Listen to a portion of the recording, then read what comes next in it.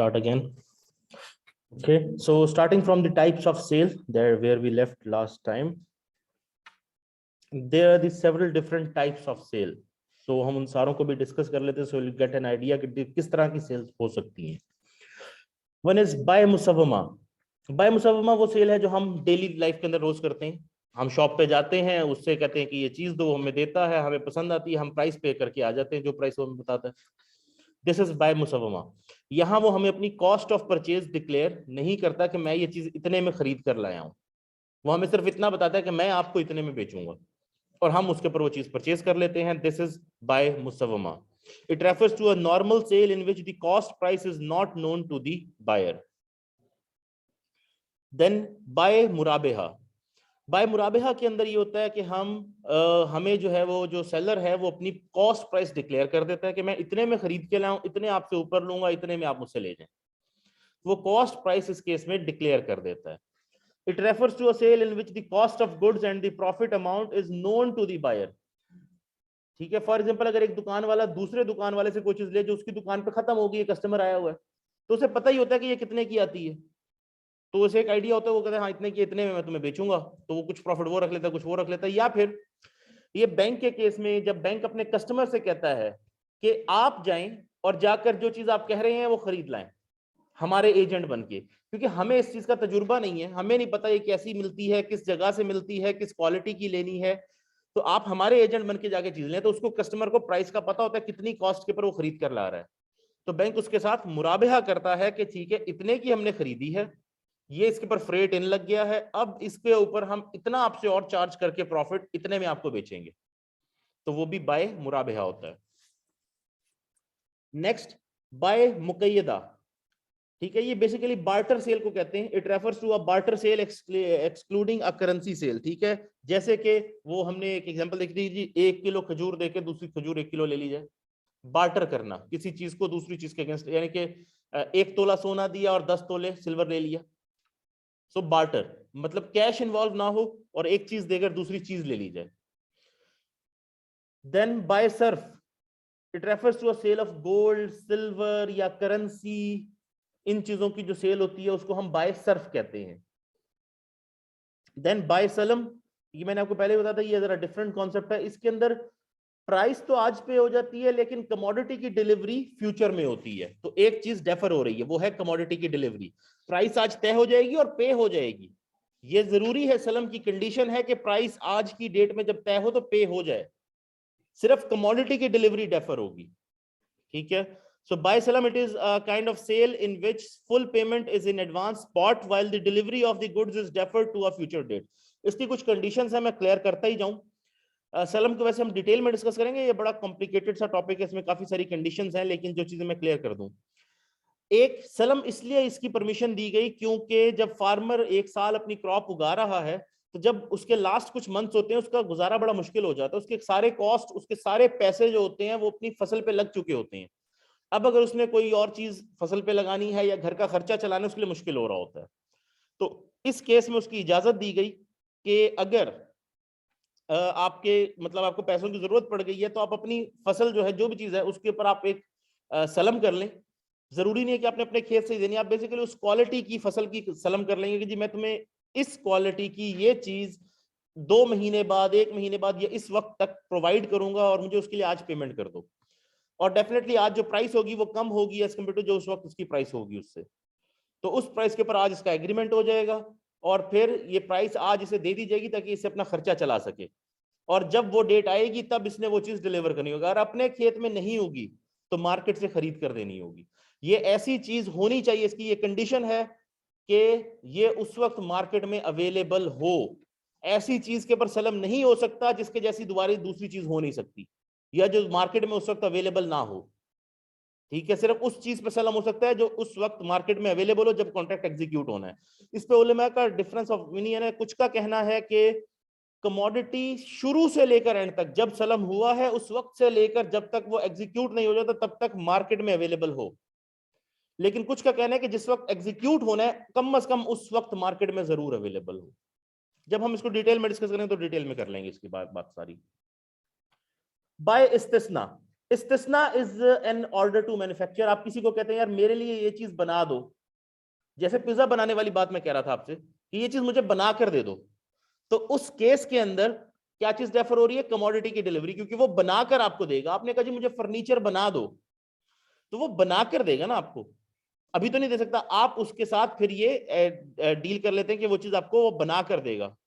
तो चीज अभी एग्जिस्टेंस में नहीं आई लेकिन उसकी सेल हो गई है, एक ऐसी कमोडिटी इसकी सेल हो गई है और इसकी प्राइस आप हो सकता है अभी पे कर दें उसे, ठीक है। तो इन दैट केस चीज एग्जिस्टेंस में नहीं है, वो आपको बना कर देगा। ये ऑर्डर टू मैन्युफैक्चर होता है इस्तिस्ना। It refers to a sale in which a commodity is sold before it comes into existence. It is basically an order to manufacture. जैसे कि पिज्जा, मैंने कहा जी मुझे बनाकर दे देना, मैंने फर्नीचर का कहा कि मुझे बनाकर दे देना। By module, it refers to a sale in which the delivery of goods is at the spot while the payment of price is deferred to a future date। लेकिन इस बात में ये चीज नोट रखें कि यहां पर कॉस्ट अननोन होगी, बाय मॉड्यूल में कॉस्ट डिक्लेयर नहीं की जाएगी, ठीक है। सेल तो हो गई है, delivery of goods is at the spot, के डिलीवर भी हो गए हैं, लेकिन अब इसकी प्राइस फ्यूचर में पे की जाएगी, बाय मॉड्यूल। देन बाय तौलिया, बाई तौलिया जो है इसके अंदर बेसिकली आप अपनी कॉस्ट प्राइस के ऊपर सामान बेच देते हैं, selling your goods at the cost price, जितने की खरीदी उतने में बेच दी, ब्रेक इवन, ठीक है। So it is the type of sale where the sale price is equal to the cost of goods. And बाई वादिया, बाई वादिया के अंदर आप अपनी कॉस्ट से भी कम के ऊपर, नुकसान के ऊपर चीज बेच देते हैं, ठीक है। So it is a type of sale where the sale price is less than the cost of goods. अब ये दोनों चीजें होती कहां हैं? सर ऐसा कोई करता थोड़ी है, कॉस्ट पे बेच दे उससे कम पे बेच दे। कुछ केसेस में हो जाता है, माल आपके पास पड़ा है, आप खरीद के लाए हुए थे, अब नहीं बिक रहा, अब रादर देन उसमें पैसे फंसाई रखे, आप उसको या तो कॉस्ट पे बेच देते हैं या उसको नुकसान करके बेच देते हैं कि यार जान छुटे से मुझे पैसे निकले, मैं किसी और चीज को खरीद के लाऊं जो बिकती है, वो बार बार आएगी, बिकेगी, तो मेरे पैसे बन जाएंगे चार, ये तो फंसे ही पड़े हैं ना पैसे मेरे। सिमिलरली अगर आप एग्जांपल लें ये जनरल स्टोर्स की, तो उनकी आप जैसे सेल देखें ना, तो 80% सेल रिपीट कस्टमर करवाता है आपकी किसी भी बिजनेस के अंदर। न्यू कस्टमर बहुत थोड़ी सेल लेकर आता है, 80% सेल रिपीट कस्टमर लेके आता है, ठीक है। तो अपना कस्टमर बिल्ड करने के लिए कुछ चीजें वो या कॉस्ट पे बेच देते हैं या कॉस्ट से भी कम पे लॉस अर्न करके बेच देते हैं। अंडे, ब्रेड, बेसिक डेली नेसेसिटी की चीजें जो लोगों ने रोज खरीदनी है, वो ना थोड़े से लॉस पे भी बेच देगा कस्टमर को बिल्ड करने के लिए। कस्टमर कहिए ये तो चीजें बड़ी सस्ती बेचता है। अब आप हर दुकान की हर चीज की प्राइस थोड़ी मैच करेंगे, आप दो चार चीजें जो रेगुलर खरीदते हो उसे देखिए, यार ये वाला हमेशा सस्ती देता है, वो हमेशा महंगी दे रहे हैं, मैं इससे लिया करूंगा, चीजें सस्ती देता है। वो मार्जिन बाकी चीजों में कवर कर लेगा, क्योंकि जब आप एक चीज लेने जाएंगे तो फिर वही तो नहीं लेंगे ना, बाकी सारी चीजें भी वहीं से ले लेंगे, तो डेफिनेटली वो जो बाकी चीजें होंगी उसमें से उसकी कॉस्ट को कवर कर लेगा, एक चीज में वो लॉस करवा लेता है अपना, ताकि कस्टमर बिल्ड कर ले। तो ऐसा भी किया जाता है इस केस के अंदर, लॉस या कॉस्ट प्राइस कवर करता है सिर्फ। Now the prohibited sale transaction, वो सेल ट्रांजैक्शन जिनकी इस्लाम में गुंजाइश नहीं है, जो प्रोहिबिटेड है शरिया के अंदर। नंबर 1 शॉर्ट सेलिंग, ठीक है, कब्ल अज कब्जा या फिर सेल बिफोर पोजेशन। मैं पहले शॉर्ट सेलिंग समझा देता हूं आपको। शॉर्ट सेलिंग ये होती है कि जैसे कि मुझे पता चला कि फ्यूचर में ना ये चीज जो है इसकी प्राइस नीचे जाने वाली, लेट्स सपोज एयरलाइंस, मुझे अंदाजा हो गया था, कोविड आ रहा था ना चाइना के अंदर, तो मुझे लगा कि यार फ्यूचर में ना ये फैल जाएगा और ना दुनिया की इंटरनेशनल एयरलाइंस जो है ना इनकी बहुत नुकसान होगा, ये बंद हो जाएंगी, जैसे हुआ, ठीक है, मुझे अंदाजा हो गया। अब प्रॉब्लम यह है कि इस वक्त शेयर उनका बहुत महंगा है, फ्यूचर में सस्ता होने वाला है। अब जब तक मैं खरीदता नहीं, मैं बेचा कैसे, सस्ता खरीदूंगा तो महंगा करके बेचूंगा, लेकिन अब महंगा पता नहीं कब होगा, सस्ता तो होगा, ये तो मुझे पता है। मुझे ये पता है आज महंगा है, फ्यूचर में सस्ता होने वाला है। तो मैं क्या करता हूं, मैं अपने ब्रोकर से कहता हूं मुझे अमेरिकन एयरलाइंस के 10,000 शेयर्स या 50,000 शेयर्स चाहिए, मुझे अभी उधार दे दो, मैं फ्यूचर में 2 महीने बाद तुम्हें वापस कर दूंगा ये शेयर्स। मुझे अंदाजा है 2 महीने में ना शेयर नीचे जाएंगे, मैं खरीद के वापस कर दूंगा। वो मुझे उसके 50,000 शेयर्स किसी और के अकाउंट में से निकाल कर देता है उधार पर, उसके अगेंस्ट वो अपनी फीस चार्ज करता है। ये मुझे उसने निकाल कर दिए जो मैंने उसको बाद में पे बैक करने हैं, मैंने वो बेच दिए। जैसे ही प्राइस कम हुई 2 महीने बाद मैंने खरीदे और उसको वापस कर दिए, अकाउंट क्लियर हो गया।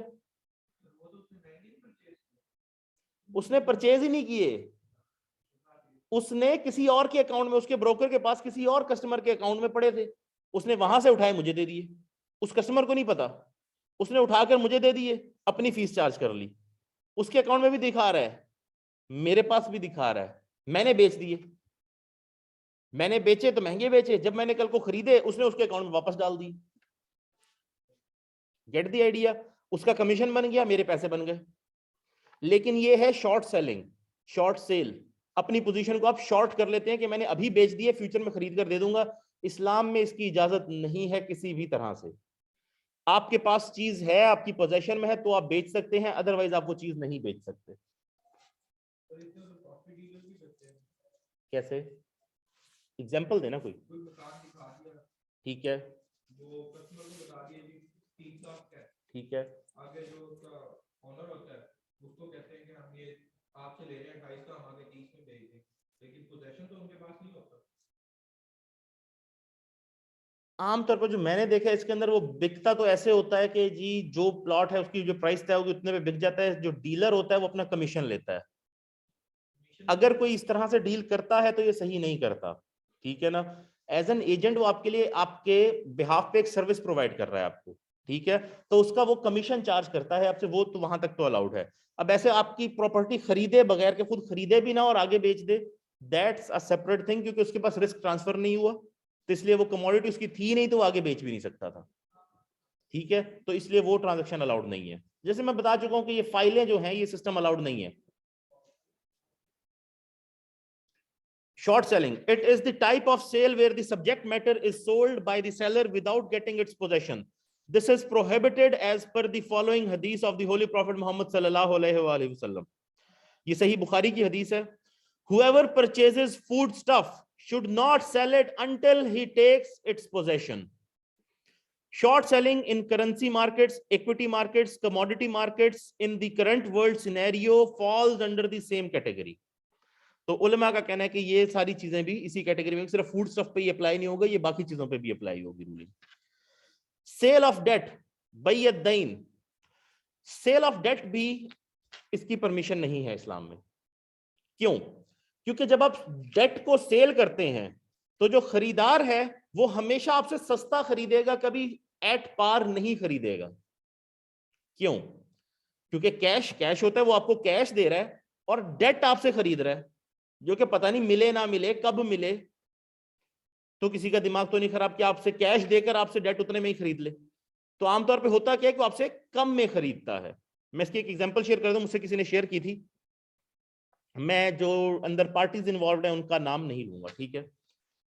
तो एक बंदे ने किसी से पैसे लेने थे, अब वो शहर छोड़ के जा रहा है जिसने पैसे लेने हैं, तकरीबन 15,000 रुपए लेने थे, वो शहर छोड़ के जाने वाला है, या एटलीस्ट उस इलाके में अब नहीं, काफी अरसा नहीं आ सकेगा। उसे ये पता है कि ये पैसे मुझसे नहीं लिए जाएंगे अगर मैंने आज ना लिए, वो बंदा अभी नहीं दे रहा। तो इसने अपने दोस्त को बताया, उसने कहा कि नो प्रॉब्लम, तुम मुझे बंदे की शक्ल दिखा दो, वो जाने मैं जानूं, तुम मेरे से ये अपने 10,000 रुपए ले लो, 15 मैं नहीं दूंगा, 10 दूंगा। तो उसने कहा यार चलो 15 डूबने से बेहतर है 5 डूब जाए, मेरा 10 मिल जाए। और लोग ऐसे कर लेते हैं। उसके ऊपर उसने उससे 10,000 ले लिए और बंदा दिखा दिया कि ये बंदा जिससे मैंने लेने। तो वो बताता है उसने बाद में उससे 20,000 वसूल किया, और वो इस तरह का था कि वसूली कर सकता था उससे। ये आपको बस कॉन्टेक्स्ट समझा रहा हूं। आमतौर पे ये बंदे भी ऐसे होंगे जो वसूली कर सकते हो, जो इस तरह का कुछ करते हो, और ये आपसे ये सस्ते में ही खरीदेंगे, कभी एट पार नहीं खरीदेंगे, क्योंकि वो पार में तो नुकसान है ना उसे। यस, क्योंकि ये इंटरेस्ट हो जाता है, कैश विद कैश बराबर होगा, क्योंकि ये इंटरेस्ट हो जाता है इसीलिए इसकी परमिशन इस्लाम में नहीं है। आप डेट नहीं बेच सकते। Dain means debt and bay means sale. So bay-ad-dain therefore connotes the sale of debt. If a person has a debt receivable from a person and he wants to sell it at a discount, as normally happens in the bill of exchange, it is termed in the Sharia as bay-ad-dain. The traditional Muslim jurists, fuqaha, are unanimous on the point that bay-ad-dain is not allowed in the Sharia. In fact, the prohibition of bay-ad-dain is the logical consequence of the prohibition of riba or interest. A debt receivable in the monetary terms corresponds to money, and every transaction where money is exchanged for the same denomination of money, the price must be at par value. Similarly, debt cannot be traded at face value since it includes a greater degree of gharar, as the party to whom the debt is sold is not certain about the delivery of the currency since the original debtor may default. ठीक है, date को at par भी बेचा नहीं जा सकता. अगर कोई कह दे यार चलो ठीक है तुम्हारे मैं पैसे वसूल करूं, तुम 15,000 मुझसे लो, मैं 15 ले लूंगा, वो भी नहीं किया जा सकता. क्यों? क्योंकि इसमें अब गरर इन्वॉल्व हो जाता है. उसने तो 15,000 दे दिए, लेने चाहे उसने आगे से 15,000 है, लेकिन मिलेंगे या नहीं इसमें अनसर्टेनिटी है, पता नहीं है ना मिलेंगे नहीं मिलेंगे. So that is why. और अगर बिजनेस बैंकरप्ट हो जाता है तो कितने मिलेंगे? जितने बचेंगे उतने मिलेंगे ना आपको, तो फिर बिजनेस बैंकरप्ट होने के बाद. So that is why debt को सेल करना किसी भी कंडीशन में जायज नहीं है. Therefore, debt cannot be sold. However, it can only be assigned at a face value and with the resources. That is, the assigner of debt will be liable to fulfill its obligation even if the original debtor defaults in paying its obligation. By al-Kali bil-Kali. ये एक ऐसी sale transaction है जहां पर आप price भी defer कर दें और कमोडिटी की डिलीवरी भी डेफर कर दें, दोनों चीजें डेफर कर दें. इसकी परमिशन इस्लाम में नहीं है.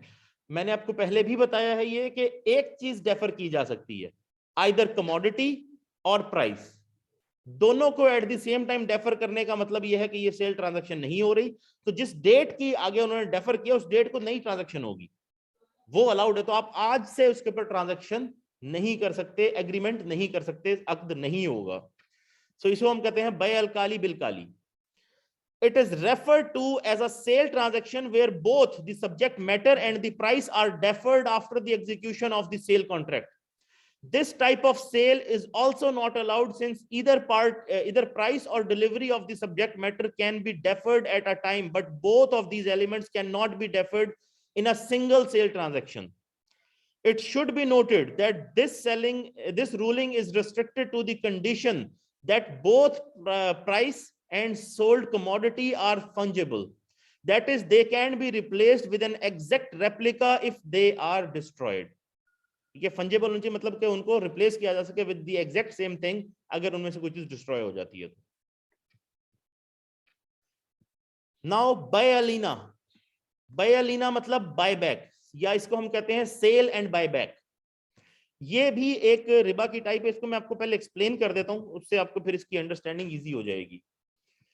आपने मुझसे कहा कि आपको मुझसे 10,000 रुपए चाहिए, ठीक है. मैंने कहा नो प्रॉब्लम, आप मुझसे ये स्पीकर खरीद लें, ये मेरे पास स्पीकर पड़ा है, ये स्पीकर खरीद लें. 12,000 में ये स्पीकर आपका हुआ, ये 12,000 आप मुझे उधार देंगे. फिर स्पीकर आपका, मैंने आपको स्पीकर दे दिया, ये 12,000 उधार, कैश पे नहीं, उधार पे सेल हो गई आपको. अब आपने मुझे कितना उधार देना है? 12,000. फिर मैंने कहा ये जी स्पीकर आप मुझे बेच दें 10,000 रुपए का कैश पे आज ही. मैंने 10,000 रुपए आपको कैश पकड़ा दिया और स्पीकर आपसे वापस खरीद लिया. अब आपके पास कितने पैसे आए हैं, जबकि आपने मुझे उधार कितना देना है? अगेन ये जो एक्सेस है ये सूद हो जाएगा. इसीलिए सेल और बाय बैक की परमिशन भी इस्लाम में नहीं. जितने दरवाजे रिबा के हो सकते हैं, इंटरेस्ट कमाने के हो सकते हैं, वो तमाम बंद है, हर तरह से बंद है. इसीलिए सेल और बाय बैक की ट्रांजैक्शन को भी मना किया गया. यहां तक कि इसके अंदर एक जो हमारी आम ट्रांजैक्शन होती है, मैं आपसे पूछना चाहता हूं, आप एक नया सेलफोन लेकर आते हैं मार्केट से, XYZ दुकान से. कल को आपको पसंद नहीं आता, महीना हफ्ता कुछ अर्सा आपने यूज किया, आपको अच्छा नहीं लगा, आप कहते मैं दूसरा लेना चाहता हूं, मुझे ये पसंद नहीं आया. तो क्या आप उसी दुकानदार को वो वापस बेच सकते हैं? नहीं, अब तो खुल गया ना बॉक्स. बॉक्स तो वो वापस लेगा, लेकिन पैक तो नहीं कर सकते अब आप उसको दोबारा. अब उस दुकानदार को वापस बेचने जाएंगे, लेकिन बॉक्स दोबारा पैक तो नहीं करके दे सकते उसे. यूज्ड डेफिनेटली कम रेट पे लेगा, तो क्या बेच सकते हैं कम रेट पे उसे? पहले आपने खरीदा 20,000 का, अब वो कहता है जी मैं 15 में रखूंगा. जैसे ये भी मैंने आपको बताया बाय-अलीना, क्या बेच सकते हैं? यस. तो क्या बेच सकते हैं 15,000 में? किसके हिसाब से? नो, हम उसे ये चीज बेच सकते हैं. क्यों? क्योंकि कमोडिटी की शक्ल चेंज हो गई है। मैंने आपको बताया था जैसे कि व्हीट आटे में कन्वर्ट हो जाए तो फिर उसकी डीलिंग का वेट का डिफरेंस आ सकता है। सेम गोज ओवर है न्यू डब्बा पैक फोन और यूज्ड फोन, दोनों में फर्क होता है। तो न्यू फोन जो है आप खरीद कर लाए और अब आपको नहीं पसंद आया, वापस देने गए, बेचने गए, तो आप उसी दुकानदार को वो सस्ता बेच सकते हैं। लेकिन अगर आप उससे एक यूज्ड फोन खरीद कर लाए 20,000 रुपए का,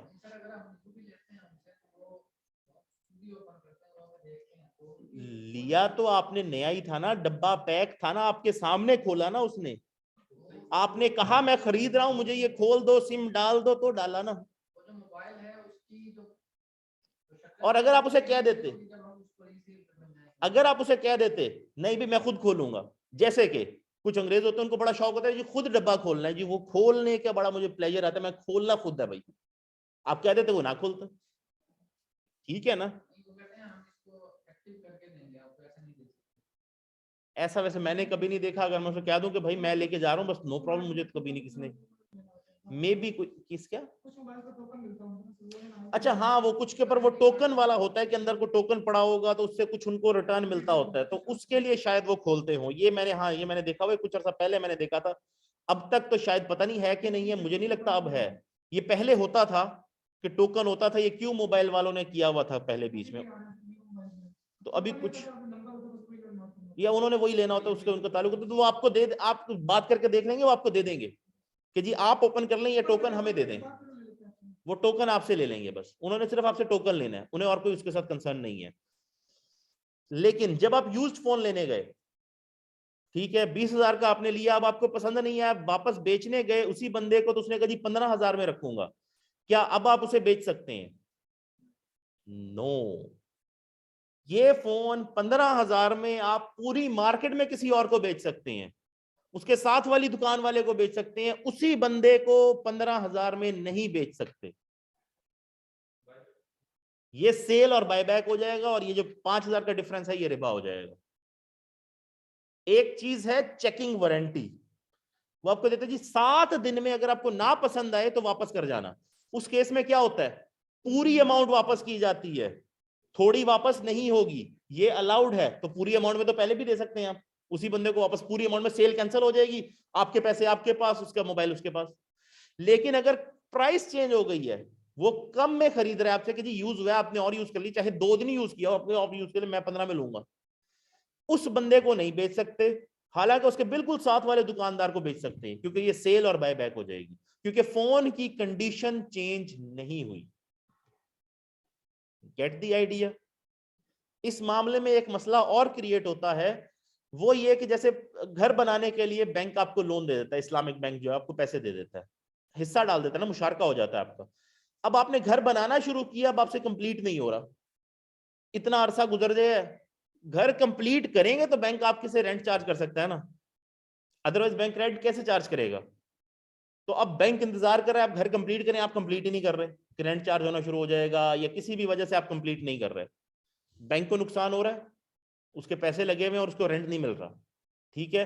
इन दिस केस उलमा ने इजाजत दी है कि जी प्रॉपर्टी के केस के अंदर 1 साल बाद प्रॉपर्टी की वैल्यू चेंज हो जाती है, तो जैसे ही 1 साल का वक्त गुजरे तो बैंक इस प्रॉपर्टी को बेच सकता है अपने पैसे रिकवर करने के लिए, क्योंकि प्रॉपर्टी की अभी शक्ल चेंज नहीं हुई थी ना, तो इसलिए बेचना भी बैंक के लिए पॉसिबल नहीं था, शरिया ने इजाजत ही नहीं है, बेच नहीं सकता। घर बना तो नहीं ना अभी तक पूरा, अभी तो चल रहा है, कंस्ट्रक्शन चल रही है, जैसे जमीन थी उसी तरह कंसिडर होगा अभी भी, या बना हुआ घर था उसको रेनोवेशन हो रही थी लेट्स सपोज। तो उलमा का कहना है कि जी 1 साल बाद प्रॉपर्टी की वैल्यू चेंज हो जाती है इतनी कि उसको बेचा जा सकता है, तो इस केस में 1 साल का उन्होंने टाइम दिया कि 1 साल बाद उसे आप बेच सकते हैं, क्योंकि इन दिस केस पहले वो सेल और बायबैक वाला मामला हो जाना था।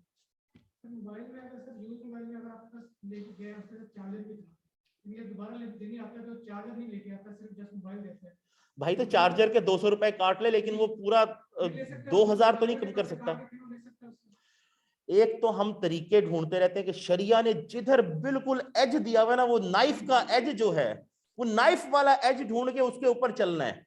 ये अल्लाह की बांधी हुई हदें हैं, इनके करीब मत भटको। आप जिस आलिम से पूछ लेंगे वो कहेगा जी जो कंडीशन दी गई है ना उसके बिल्कुल एज तक ना जाएं, उससे पीछे रहें, क्योंकि there is a white, there is a black, लेकिन बीच में एक ग्रे एरिया भी है, और अल्लाह ने इसे पसंद नहीं किया कि आप ग्रे एरिया पे चले, क्योंकि उसको हराम में कंसीडर किया जाता है। ठीक है, तो भाई उसका आसान सा हल है, साथ वाली दुकान वाले को बेच दो, चाहे चार्जर है या नहीं है, प्राइस अप है या डाउन है, साथ वाले को बेचने की इजाजत है तो उसको बेच दो। इसी को क्यों बेचना है आपने? सीधा सा हल है। जैसे वो खजूरों वाला था जी, 2 किलो के साथ 1 किलो, भाई कैश देकर जब ले दे सकते हैं तो कैश ले, उससे बेचे, खरीदे और ले लें। तो रिबा भी तो है ना। रिबा के जो मैंने आपको अहादीस सुनाई है, उसके बाद कोई मुसलमान सोच सकता है कि यार 2000 या 10,000 रुपए के लिए भी मैं रिबा ले लूं अपने गले? तो रिबा से बच रहे हैं तो ठीक है। हमारे पास यही वो जो इस्लामिक बैंक्स के, जो मेरे पास बहुत सारे लोग आते हैं, ये कन्वेंशनल के भी जिनसे मेरी मीटिंग होती है, ये बताते हैं तहज्जुदी बंदा अब हमें आके कहेगा ये कि यार तुम मुझे कन्वेंशनल से कम रेट ऑफ रिटर्न देते हो, मैंने यहाँ पैसे नहीं रखने। ये नहीं देखना कि जी यहाँ मैं रिबा से बच रहा हूँ, वहां मैं रिबा में इन्वॉल्व हो रहा हूँ, कम से कम मेरे ऊपर नहीं आ रहा रिबा का मामला। सो बिल्कुल उसका बॉर्डर ना ढूंढते रहे कि किस तरह से हम इसी तरफ जा सकते हैं, वो पैसे ज्यादा दे रहे तो उस तरफ ही जाना है। शरन पर्सपेक्टिव को भी एक बार अपने माइंड में रखें। बाकी ठीक है, अगर कुछ डिफरेंस है in the product, that's a separate thing, लेकिन एक्चुअल प्रोडक्ट में नहीं, उसके बाय प्रोडक्ट के अंदर है, साथ वाले एक प्रोडक्ट के अंदर है, दैट्स अ सेपरेट थिंग। आप उससे चार्जर का रेट पूछ लेंगे, जी मेरी चार्जर नया कितने का आता है, अच्छा ओरिजिनल, उसी प्राइस के ऊपर उसको वो आपसे वापस ले ले, और उस चार्जर के पैसे आप उसको अलग से खुद दे दें। पहले पैसे पूरे लें, फिर चार्जर के पैसे अलग से उसको दे दें, भाई ये चार्जर जो मैंने तुम्हें नहीं दिया, ये उसके पैसे दें।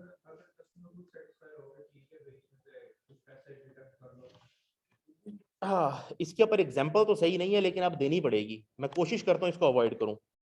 2 लोग एग्रीड हैं, जो इंटरनेशनल लॉ है वो भी ये कहता है कि म्यूचुअल कंसेंट इज नेसेसरी, तो वो रेप कंसिडर नहीं होता, जिना कंसिडर नहीं होगा। तो क्या इस्लामिक प्रिंसिपल भी यही होगा कि जी 2 लोग एग्री हैं तो वो जिना काउंट ना करेंगे? दोनों एग्री थे। 2 लोग एग्री हैं कि जी मैं शराब पिला रहा हूं, बेच रहा हूं, वो खरीद रहा है, तो तुम्हें क्या तकलीफ है भाई? जब मैं एग्री हूं, ये एग्री है, तो मैं शराब बेच सकता हूं, ये खरीद सकता है, क्या वो अलाउड हो जाएगा? सेम प्रिंसिपल यहां अप्लाई होता है।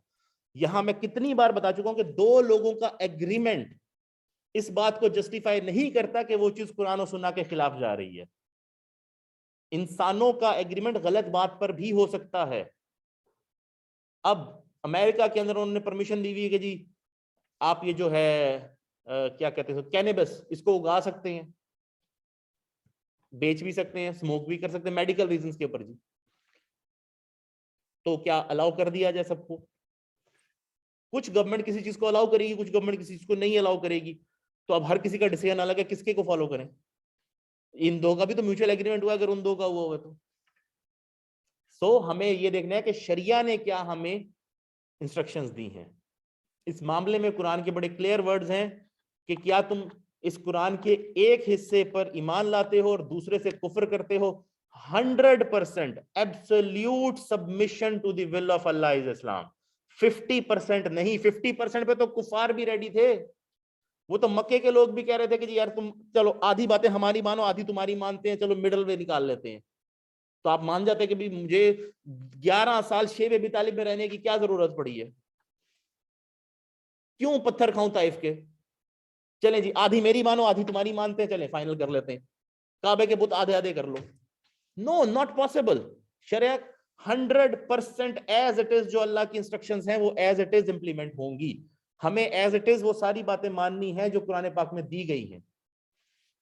That is the policy. Okay, बयानीना, सेल एंड बायबैक, या बायबैक जिसे हम कहते हैं, a contract of sale where a person sells an asset on credit and then buys back at a lesser price for cash. This transaction is prohibited since it creates a backdoor for earning profit over a loan transaction.